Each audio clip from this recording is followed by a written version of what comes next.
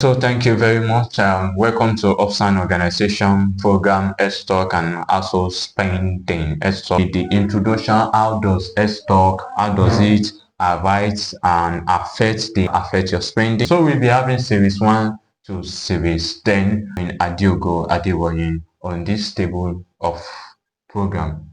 Thank you. I appreciate the CEO of OPSAN. To the business of the day.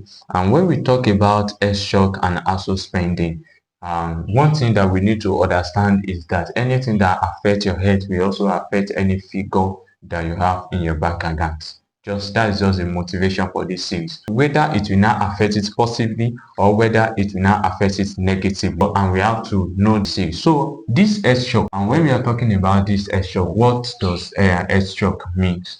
Okay, air shock means is a sudden illness or sudden health storm that arrives that is not planned for. Yes. There are some health crises that start gradually, and there are some that start suddenly. So is there any way we can categorize that these are the ones that start suddenly and these are the ones that start gradually? Okay, let me say the one that starts suddenly.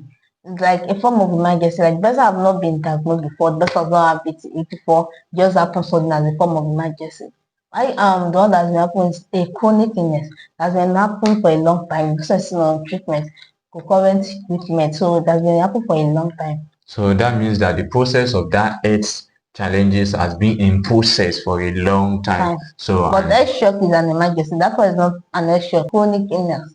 It's a chronic illness. Yes, better have been diagnosed, better have been known with that disease, better have been known with that particular condition. Just in the form of emergency. Person does not have anything, person does not have it before, just occur in the form of emergency. Okay, I would also like you to know that whether it is suddenly or whether it is gradually, one thing that you have to note is that